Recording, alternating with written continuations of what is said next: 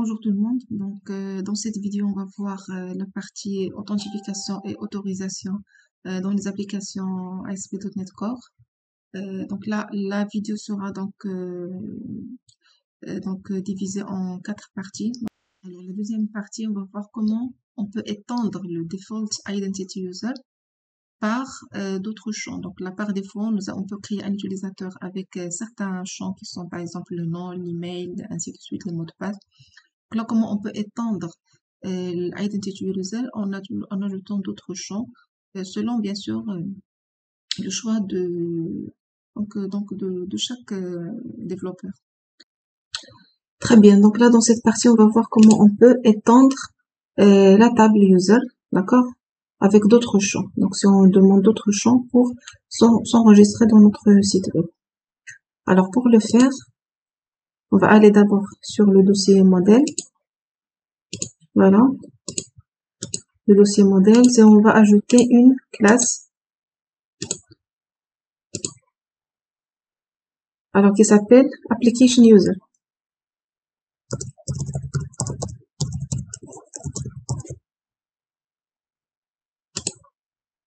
Voilà, donc cette classe doit hériter de Identity.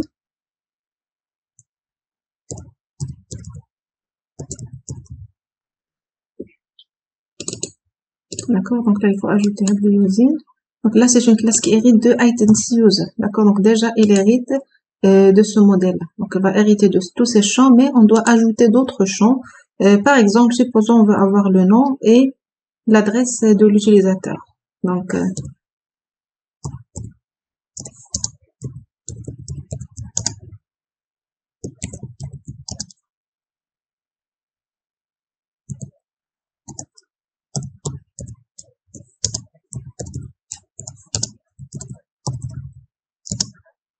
voilà. On va ajouter le nom et l'adresse de l'utilisateur. Donc là, c'est une classe, comme je dis, qui hérite de Identity User.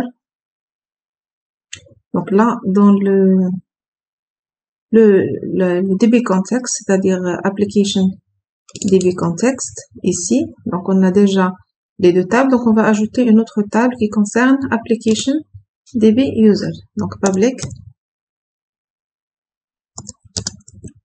DB7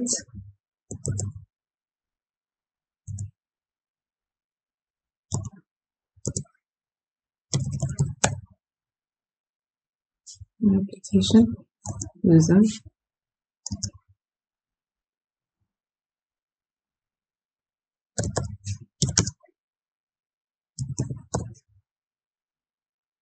GT7, je dois donner un nom.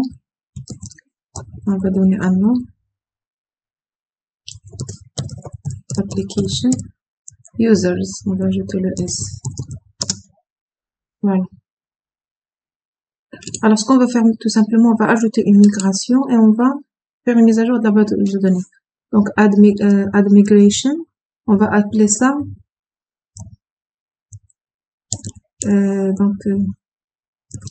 extend identity tables.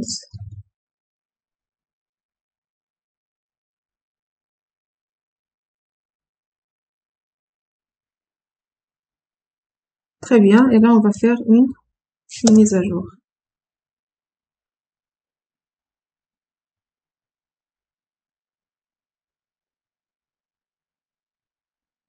Voilà. Donc, on va vérifier d'abord la base de données. Donc là, on va faire en mode création. Alors, regardez là, qu'est-ce qu'on a? Nous avons le name et l'adresse qui sont ajoutés dans la table user. D'accord? Ce sont les deux champs qu'on a ajoutés dans la classe application user qui hérite de identity user.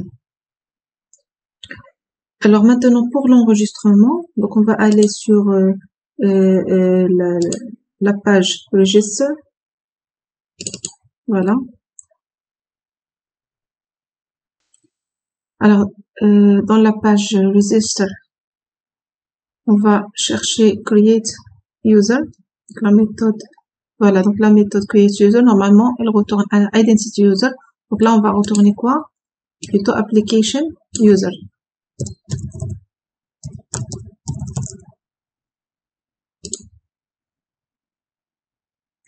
Alors, il faut ajouter le modèle. Et là, bien sûr, en paramètre application user. Voilà. Donc, dans la création, on va me retourner un objet application user. Donc, on va tester.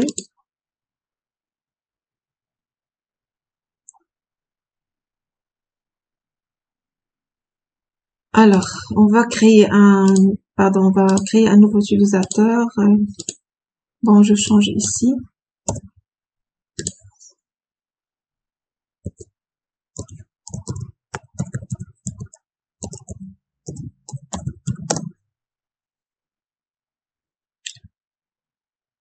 Voilà, donc je confirme. Donc là, normalement, l'utilisateur, il est créé. Donc là, si je viens sur la base de données, on va afficher cette table. Voilà, donc là, c'est l'utilisateur qu'on a créé tout à l'heure. Là, c'est l'utilisateur en utilisant application user. Donc là, si vous remarquez ici, il y a un champ qui est ajouté, discriminator. Qui a les deux champs name et adresse. Il y a le champ discriminator qui est ajouté. Donc là, qu'est-ce qu'on a? Application user. C'est pour dire que cet utilisateur, il est utilisé en utilisant donc la classe application user. D'accord? Et par la suite, dans la vue, bien voilà, donc la vue register, vous pouvez donc ajouter ici les noms name et adresse. Donc là, pour le faire tout simplement, il faut aller dans le register, voilà, et dans le onGet et le onPost, il faut modifier ça dans les méthodes onGet et onPost. D'accord? Que ce soit dans la vue, donc HTML ou bien dans le code C#. C'est ce qu'on va faire d'ailleurs dans la partie qui va suivre quand on va ajouter l'erreur. Voilà.